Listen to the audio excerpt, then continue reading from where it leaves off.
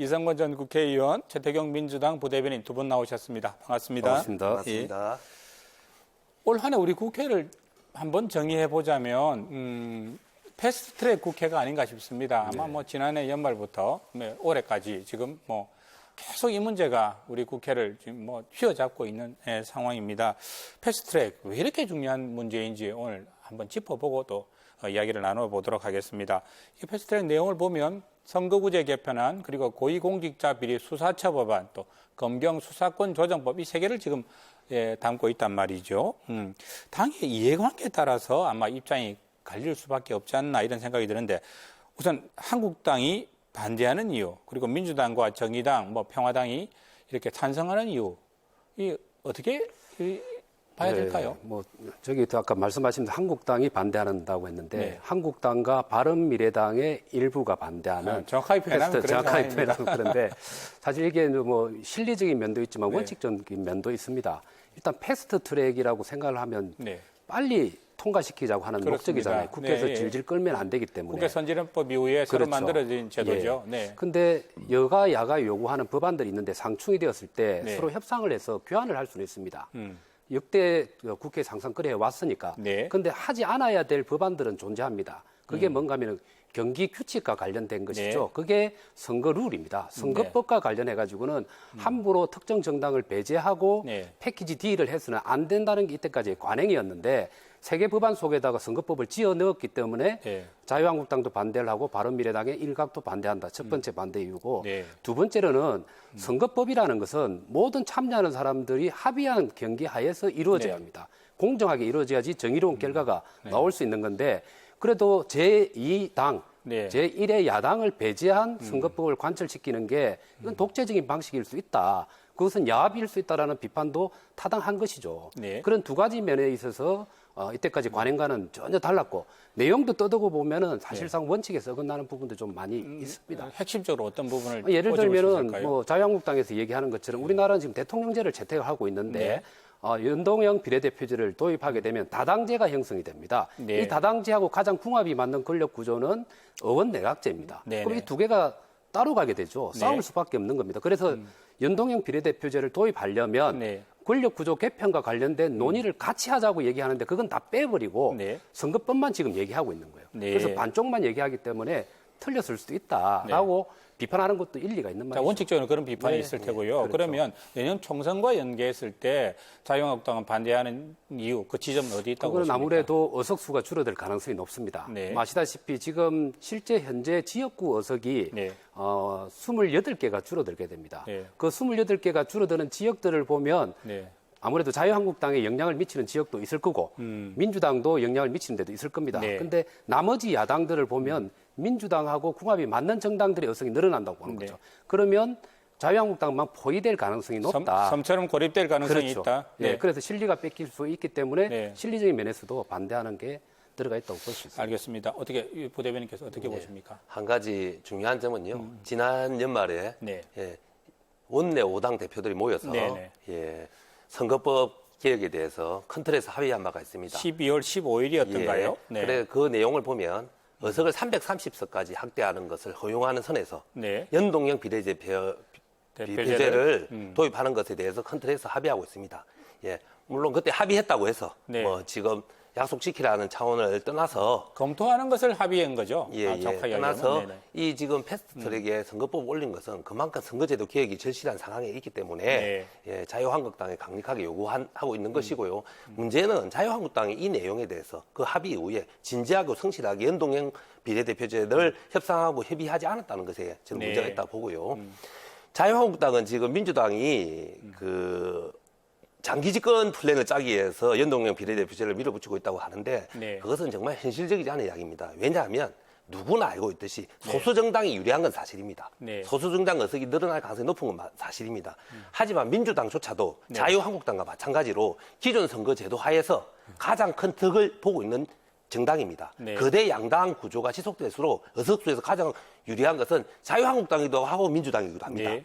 하지만 어느 지점에서 차이가 오냐면 민주당은 소수 정당, 네. 정의당, 평화당, 그리고 바른미래당의 의석 확대를 어느 정도 보장해 주겠다는 것이고 네. 자유한국당은 이 거대 양당 중심으로 이 네. 구조로 이 의석수를 끌고 가자는 그런 속마음이 있다고 봅니다. 그래서 유불리를 떠나서 네. 정치 개혁 차원에서 네. 접근해 나가자고 하는 것이 우리 민주당의 입장입니다. 근데 듣기에 네. 따라서는 민주당은 선을 행하는 정당이고 네. 자유한국당은 악을 행하는 정당이처럼 그렇게 네. 보이는데 저는 민주당이나 자유한국당이나 똑같다고 생각을 해요. 작년 말에 이정미 대표와 손학규 대표가 단식을 통해서 그렇습니다. 연동형 비례대표제를 검토하자는 네. 5당 합의를 이끌어냈습니다. 네. 그 이후에 자유한국당은 최태경 위원장이 말씀한 것처럼 일체의 검토를 하지 않았습니다. 자기 안도 안 만들었죠.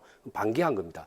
근데 민주당도 마찬가지로 단식하기 전까지만 하더라도 그렇게 선거구제 개혁, 정치 개혁을 요구한다면 그 전부터 논의를 했었어야 됩니다. 네. 근데 단식을 하니까 그제서야 합의를 하는데 참석을 했습니다. 네. 그다음에 연동형 비례대표제가 중요하다면 이것만 패스트트랙에 올려야 되죠. 네. 다른 걸 두 개를 같이 얹었어요. 자기는 더 큰 공수처 법안이나 검경 수사권 조정이라는 빵을 넣고 그리고 네. 군소정당한테는 사탕을 나눠주고 같이 참여하면 끌고 갈게. 이런 분위기가 되어버린 거죠. 그러니까 순수성이 의심을 받는 겁니다. 그래서 개혁을 한 개혁대로 따로 선거법은 네. 떼야 되는 거예요. 저는 거꾸로 자유한국당이 왜 공수처 법안을 반대하는지 정말 이해하기 힘듭니다. 네. 자유한국당이 지금 그 문재인 정부를 주로 공격하는 내용 중에 보면 네. 검사, 판사, 검경과 경찰이 문재인 정부의 적폐청산의 선봉대가 되어서 야당을 탄압하고 있다. 이런 네. 주장을 하고 있는 거잖아요. 그죠? 그러면 그 검사, 판사, 고위 경찰을 견제하고 수사하고 할 수 있는 공수처법을 왜 반대하는지 도저히 알 수가 없습니다. 근데 자유한국당의 논리를 조금만 설명을 드리면 검찰과 경찰이 아닌 또 다른 형태의 사법 권력기관을 뭐 만든 나라는 그렇게 거의 없습니다. 유례가 없다는 게 첫 번째이고 네. 두 번째로는 공수처 법안이 지금 누더기가 되어 있습니다. 지금 제안하는 게 사실상 네. 고위공직자의 비리에 대한 수사를 하는 것이지 않습니까? 네. 국회의원 빠져버렸죠. 장차관 빠져버렸죠. 네네. 군인의 장성이 빠져버렸죠. 국정은 다 빠졌어요. 네. 왜 하필이면 검찰과 경찰 그리고 판사 이 사람들만 대상이 됩니까? 이런 누더기가 되어버린 거죠. 그런 네. 현실적인 문제에서도 문제가 있는 것입니다. 그래서 이런 부분과 관련해가지고 너무 상대 정당이 주장하는 것은 잘못된 주장, 그 개혁을 하지 않으려고 정당인 것처럼만 인식하는 것도 잘못됐다라는 말을 꼭 좀 하고 싶습니다. 그런데 여기서 한 가지 확인해야 될 게 검사, 판사, 네. 그 경찰을 제외하고도 경무관급 이상. 예, 네. 그런 새 직위를 제외하고도 고위공직자 같은 경우에는 네. 공수처에서 얼마든지 수사할 수 있고요. 수사는 할수 예, 있죠. 그리고 네. 기소조차도 검찰에서 기소하지 않았을 시에 네. 재정 신청권을 통해서 네. 법원에 그 기소를 촉구할 수 있습니다. 촉구를 법원에서 할 재정 신청을 받아들이면 네. 얼마든지 검찰은 의무적으로 그 기소하게 되어 있습니다. 이미선 헌법재판관 임명 강행 그리고 또 한국당의 장외 집회 이런 상황이 지금 계속되고 있습니다. 지난 주말 광화문 집회 상황 그리고 어제 아침에 민주당 이해찬 대표의 반응까지 한번 보고 말씀 나누도록 하겠습니다. 입으로는 민주주의를 외치면서 자유민주주의를 파괴하고 좌파 천국을 만들어 놓았습니다. 북한 제재 해제해달라 이러고 구걸하고 다니고 있어요. 우리 경제 살릴 외교는 전혀 보이지 않고 김정은 대변인 역할만 하고 있습니다. 문재인 대통령을 가르쳐서 김정은 위원장의 대변인이라는 표현을 야당할 때와 판단하는 것이 어떻게 있을 수가 있습니까? 정치를 처음 시작하신 분이 그렇게 일본해가지고 막판을 무엇으로 끝내려고 하는 겁니까? 정치는 그런 게 아닙니다. 정부에 어떻게든 친북 이미지를 씌워서 반사 이익을 보겠다는 것에 다름함 아닙니다. 한마디로 꼴불견입니다. 이게 김정은 대변인이라는 표현은 나경원 한국당 원내대표가 그 대표연설에서 했던 이야기인데 한국당이 이 프레임을 계속 유지하는 이유 먼저 네, 해주시겠어요? 아무래도 이제 총선이 1년 앞으로 다가왔습니다. 네. 그야말로 불꽃 튀는 공방이 벌어지는 게 시작이 되었다고 봐야 될 것 같고 네. 특히나 황교안 대표가 되고 난 다음 첫 장외 집회이다 보니까 프레임을 확실하게 형성할 필요가 아마 네. 있었을 겁니다. 그래서 자유한국당 입장에서는 총선 승리를 위해서는 네. 현 정부의 가장 약점을 치고 들어가야 될 겁니다. 그게 두 가지가 되겠죠. 하나는 네. 경제 실정이 될 것이고 또 네. 하나는 북한 문제와 관련해서 실적을 만드느냐 못 만드느냐에 대한 판단일 네. 건데 경제 실적은 이미 드러났다고 해도 과언이 아닙니다. 네. 뭐 소득 격차가 갈수록 확대가 되고 있고 고용률은 떨어지고 있는 상황이고 중소기업의 생산률도 떨어지고 있는 거죠. 좋아질 가능성이 높지 않고 그러면은 이 정부가 거기에 매진해야 되는데 네. 실적도 없이 북한의 얘기만 듣고 북한만 쫓아다니는 것 아니냐. 네. 이걸 미리 지금부터 계속 잽을 날리는 거라고 봐야 되는 거죠. 그래서 아마 자유한국당 입장에서는 현 정부가 대북 정책 비핵화를 추진을 네. 해도 결과적으로 북한이 비핵화에 대한 의지가 없기 때문에 실적을 못 만들어낼 거다. 네. 그래서 미리부터 선방을 계속 때리는 것이라고 봐야 되죠. 그 두 개 프레임으로 끌고 가는 총선전이다. 선거를 입던 1년 앞둔 프레임 네. 전쟁이 본격적으로 시작됐다. 예, 그런 말씀이신 것 같고요. 그런 네. 프레임 전쟁 차원에서 네. 예, 그냥 평가하기에는 너무 과도한 발언입니다. 한교안 대표 같은 경우에는 공항검사 출신입니다. 네. 예, 좀 제가 격하게 말씀드려서 네. 민주화 운동했던 학생들, 네. 인사들을 수사해서 네. 빨갱이로 만들었던 분입니다. 네. 저희들이 보기에는. 예.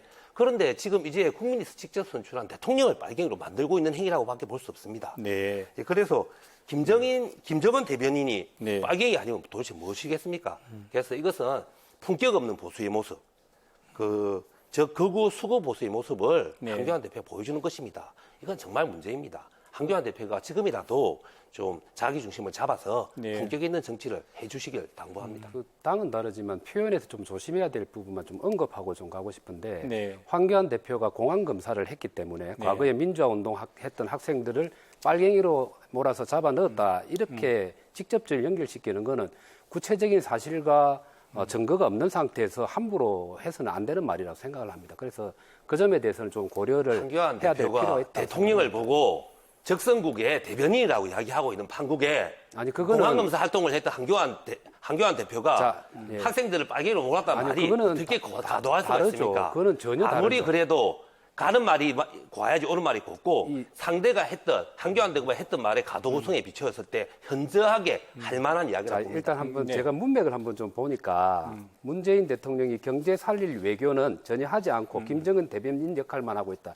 여기서 강조하고 싶은 것은 이 정부가 국민들이 그렇게 힘들고 경제 도탄에 빠져 있는데 네. 이걸 살리는 일은 안 하고 계속 북한 문제만 치중하니까 그런 의미에서 얘기한 것 같아요. 바른미래당 이성근 의원님께서 예. 그 기계적 중립을 지키시려는 마음은 알겠는데요. 아니요, 기계적 중립이 경제 아니죠. 문제를 비판해서 경제 문제를 비판해서 끝내면 되죠. 대통령을 보고 김정은의 대변인이라고 네. 그런 표현을 쓰는 것 자체는 현저하게 잘못된 겁니다. 자, 그래서 중간에 서 있는 게 중립이 아닙니다. 객관성이 아닙니다. 아니요. 잘못된 표현에 대해서는 각각 네. 비판해야 됩니다. 양쪽 다시. 다 잘못하면요. 네. 양쪽 다 잘못하면 양쪽에 대해서 동시에 비판할 수가 있는 겁니다. 한쪽이 A라는 사람이 잘못하면 B하고 싸우다가 에스컬레이트 됩니다. 그러면 감정적으로 가다 보면 흥분하지 않아야 될 일, 사실과 아닌 것을 또 했다고 얘기를 하는 거예요. 지금 네.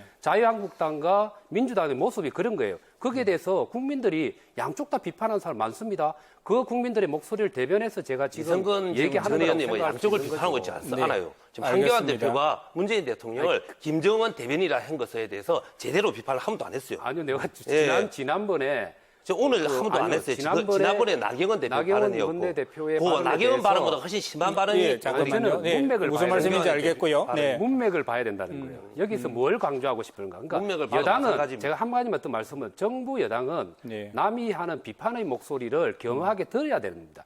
계속 그걸 들으면서 내가 무엇을 고쳐야 될까를 생각을 해야 되지 비판하는 야당은 덜 얕잡습니다. 들판에 나가서 비판하는 게 주업이 야당입니다. 그 목소리를 당당하게 받아들여서 내가 무엇을 잘못했는지를 뒤돌아봐야 되죠. 그러지 않고 이 사람의 그 얘기가 한마디- 있듯이 아래 사람의 얘기도 아니, 있고요. 네. 제1야당 120석을 이끄는 국회 자. 제1야당의 원내대표가 대통령을 적성국가의 네, 자, 판단하겠죠. 여기까지 하시고요. 예. 네.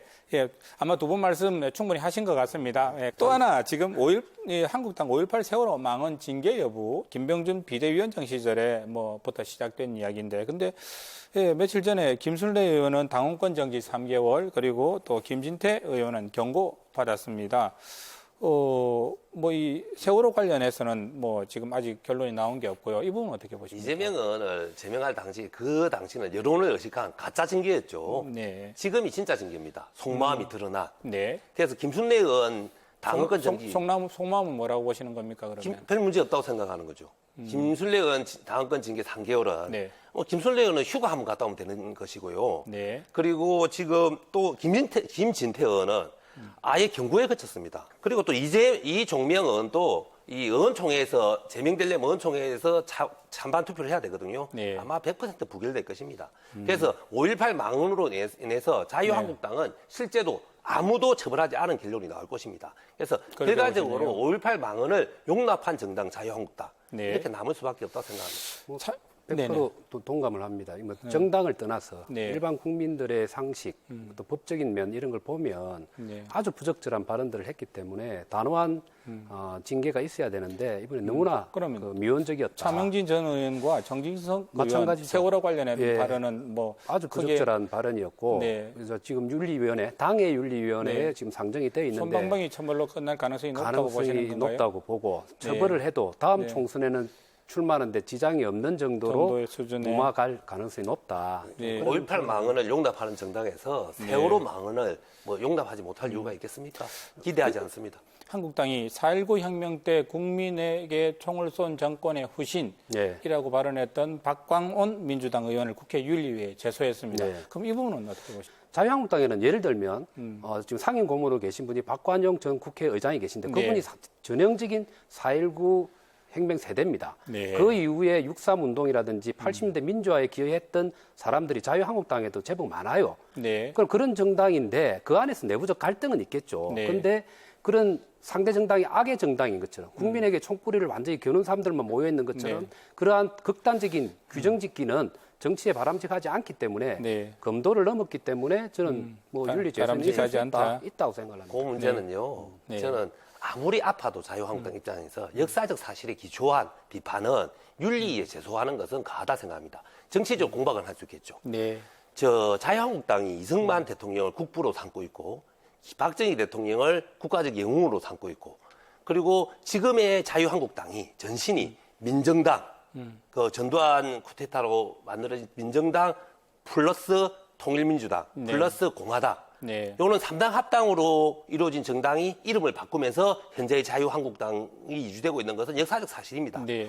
제가 안타까운 것은 그 당시 3당 합당에 합류했던 YS, YS 김영삼의 상징되는- 통일민주당의 네. 정신과 색깔이 거의 사멸된 상태라는 거. 그렇게 보시는 예, 자유한국당. 거네요. 네. 그것이 안타까울 뿐입니다. 자, 동의를 하면서 네. 그 한국 역사에 대한 인식을 지금 최 위원장님 하시는 거는 한쪽만 저는 인식했다고 생각해요. 또 다른 쪽이 있다. 뭐냐 하면은 네. 자, 해방 이후에 건국의 역사는 이승만 전 네. 대통령이 이루었습니다. 물론 오래 장기 집권하다 보니까 독재를 하게 되었고 그로 인해서 4.19 혁명이 일어났고 네. 그다음에 박정희 대통령 역시 마찬가지로 공이라고 하면 산업화를 통해서 한국 경제 성장을 이루었던 인물이라고 봐야 됩니다. 마찬가지로 독재를 통해 가지고 많은 문제를 발생을 했죠.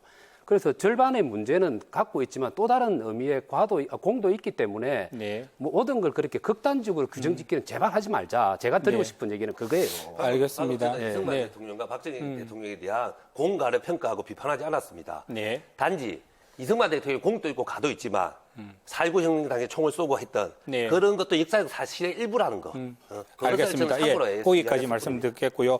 자, 민주당 5월 7일 4월 국회 종료와 함께 이거 원내대표 임기가 끝나죠. 네, 끝나고 차기 원내대표 내년 공천권 지고 후반기 국회 운영이 아주 중요한 파트너 역할을 하게 될 텐데 아쉽게도 거론되고 있는 분들이 다 우리 PK와는 크게 인연이 없는 분들입니다. 그래서 우리 지역 민주당 쪽에서는 이 어떻게 이 지역과 연관을 시켜야 될까 이런 고민도 또 하고 있을 텐데요. 신공항 문제라든지. 네. 우리 부산의 6분의 민주당 국회의원이 아주 출중한 능력을 가지고 계시지만 네. 예, 대부분 초선이다 보니까 예, 원내대표 경선에 참여하지는 않을 것이고 네네. 우리 김영춘 의원 같은 경우에는 예. 여의도에서 가장 많은 이 원내대표 출마 권유를 받은 걸로 알고 있지만 본인이 장관을 마치고 네. 지역구에 왔는데 또 바로 중앙당으로 가는 것은 네. 본인이 참 괴로웠던 일인 것 같아요. 그래서 결심을 못 하셨고요. 네. 근데 이 부분에서 우리 박재호 의원의 말씀 꼭 소개하고 싶습니다. 네. 우리 더불어민주당 국회의원분들은 동남권 신공항을 적극적으로 밀어주는 네. 원내대표를 적극적으로 돕겠다고 이렇게 사석에서 다 이야기하는 걸로 저도 알고 있습니다. 민주당 예. 원내대표로 나서는 분들 몇 면을 보면 저는 지역 이슈는 전혀 관계 안 할 가능성이 높다. 총선 1년을 앞두고 원내투쟁을 잘할 사람들이 저는 나섰다고 생각을 합니다. 세 분 중에서 노웅래 의원은 언론인 출신으로 약간 별도로 하지만 김태년 의원 경희대학교 종학생회장 출신 그리고 이인영 의원은 고려대학교 종학생회장 출신이자 전대협 1기 의장을 했던 분입니다.